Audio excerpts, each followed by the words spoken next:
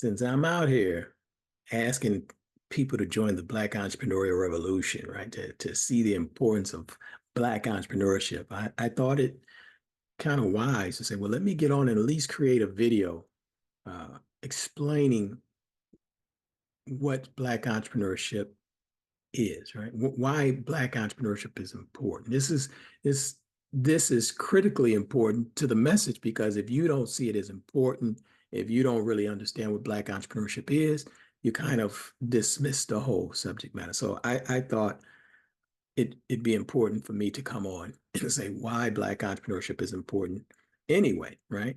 I just want to address a couple things real quick. The elephant in the room before I give you the why it's so important, because some of the academics or intellectuals will say, well, entrepreneurship is just entrepreneurship. There's no such thing as Black entrepreneurship and white entrepreneurship and Chinese entrepreneurship, blah, blah, blah, blah, blah. And I get all of that. And so let me tip my hat to you. You're absolutely correct that entrepreneurship itself, the principles of it are universal. That's really the point that I hope to make, is that it's not reserved for other people, right? Other communities, other nationalities or ethnic groups, that Black people have access to these same universal principles that guide others in their entrepreneurial and business endeavors. However, something has happened to us, right? So we can't act like racism and white supremacy has crept into every crevice of human endeavor, and we see the disparity or the chasms between Blacks and whites and other groups in other area of life, from education, jurisprudence, you name it. We see it everywhere. But then we get naive when it comes to Black entrepreneurship and businesses, is that racism isn't here, right? Something happened to us that necessitates us to talk about entrepreneurship and business from a Black perspective. The same way we talk about politics and everything else from our perspective, the same is true with entrepreneurship. So again, I salute the academics and the intellectuals who wanted to point out that entrepreneurship is entrepreneurship and business is business. I wholeheartedly agree, but I am not naive, and I would never get on video or audio or anything and act as if, racism and white supremacy has not done to us in the entrepreneurial space and arena, in the business space and arena, the same things that it has done in other arenas. In fact, it is the result of that racism causes us to have to approach it in a different way. Let me give you just a quick example. You've never heard Chinese business owner say or have to plead for other Chinese to support their businesses. They just do it, right? It's natural, it's organic to support the business, right? You never seen, when you watch other groups, immigrant groups who start building businesses in the communities, right? You don't have to tell them that they need to pool their resources. 4 and 5 and 6 generations, it seems like, stay in a house until they get one store, and then they parlay that store. They train one up to take over that store and move on. You don't have to tell our Latino brothers and sisters, even though they have many issues that we'll address in some other videos. But you don't really have to tell them about work ethic and they live on the principle of La Familia, right? To stick together and stay together, and no matter what. You don't have to tell them that, but that's something that has impacted Black people. We don't trust each other. We don't pool our resources. We have to campaign to buy Black, and then if we do it, we'll complain if it's an inferior product, even though we know why it's an inferior product. We know why it costs more, right? So we have a myriad of issues, the result of racism, that necessitates a Black entrepreneurial revolution. So I just wanted to get that out there. Is hopefully that's clear. Again, I'm not even going to edit this video. None of that. I don't really edit any of my videos anyway. But I just want to speak straight words about this subject matter quickly. Now, let me move through this quickly, because I want to just talk about 2 words that have really stumped us, right? Entrepreneurship right? Just the word itself stomps us. When we hear entrepreneurship in business, we clam up and we think that's for somebody else, right? So somebody has to be smarter, they're more gifted than me, so they can do business and they can do entrepreneurship, but never, no, not me. So entrepreneurship is just a French word that was just introduced into the English lexicon in, I believe, 1804. Let's just say early 1800s by Jean-Baptiste. And it simply means, from his definition of entrepreneurism, is taking a resource or a low-level resource and cultivating and developing it, or doing what's necessary to transform that resource to a higher level resource that can be useful to other people, right? That other people would pay for or would compensate you for, right? So if I use this pen as an example, right? So the raw materials or the resources in here is ink and plastic and metal. All of these are resources, but an entrepreneur takes these resources from their lower level, transforms them into a higher level uses, and now we buy ink pens for those of us who still write with ink pens. That's entrepreneurial thinking. That's entrepreneurship, right? Taking one level resource, again, combining with other resources or cultivating and developing it to a higher level resource that can be utilized by other people. It's useful, and other people will compensate you for that, right? That's all entrepreneurship is. That's all it is. But it was introduced in another way. We would just say that's just simply doing for self. Look around, see what you get. What resources do you have? Can you turn those resources into something useful for somebody to compensate you, right? So that's why I use the term do for self, because I think Black folks understand do for self. That term, I didn't originate the term, but I'm saying in terms of using it in the context of the do for self economy, all entrepreneurs are doing for self, right? They're doing something for themselves. They're creating something that could be utilized by other people. That's the French word. That's the definition. This is in the early 1800s. Then you have the English word, that Middle English, I believe, is job, jobe, jobe of work, right? A job. That simply means that the translation is, it literally means piece of work. So when we're talking about jobs, we're talking about a piece of work, right? Not your life's work, not your work, but a piece of work. And in our case, it's a piece of somebody else's work. So somebody else has a life's work, but they give other people a piece of that work to help their vision becomes a reality, to become a reality. That's the definition of both of these words. And these words are 1,500, 1,600, 1,700, 1,800 words. But you and I know, and you don't even have to be a scholar. You don't even have to take a Black Studies course to know that we've been working for a very long time. We've been building civilizations for thousands, tens of thousands, hundreds of thousands of years that had nothing to do with job. It was long before the French even was on the planet. So these are words that are modern words that we're afraid of. However, our nature is entrepreneurial.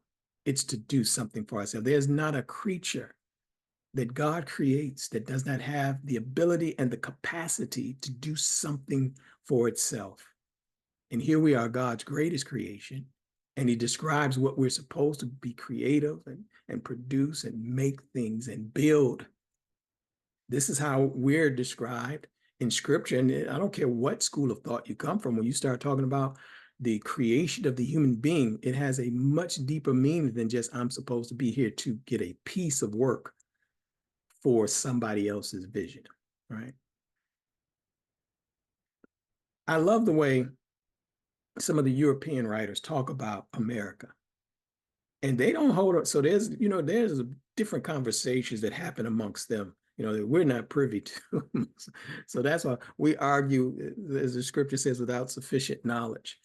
But many of them in government and politics, whatever, a lot of these organizations, I'll talk about some of these higher level organizations and think tanks in another video. But how they call this the American experiment, right? So they understand that this is all experimentation, that they're working on something. It's not the gospel. It's not the absolute truth, but they understand that it's an experiment, and they're tinkering and changing things constantly So the American experiment started with slavery and things like that. But then as it got into the industrial age, those, I guess you would say, industrialists or entrepreneurs or visionaries of that time wanting to build industrial products and services like cars and airplanes, they needed people to work that. They needed somebody to get a piece of that work. And so they studied the systems that did very well with programming people to be educated just enough, developed just enough to hold down a job. This is in the early 1900s. We're not even talking 150 years ago that this experiment of the industrialized society, of the education that we get that trains us just for a job, it's only not even 100, it's 100 and what? Let's just say not 150. I don't want to get into the exact, but it's not even 150 years old. But some of us think that it's the way that it has always been and the way that it always should be. And nothing could be further from the truth. And in fact, the experiment, the industrialization of America, this experiment has run its course. And it's been fading for quite some time. I came out in 2020, once we started the mob, and said that the way, especially after the pandemic, that the way that people view work, life, and business has forever been changed. It'll never go back to the old way. And even though people are trying, it's not happening. It's not working. So we'll never go back to the old way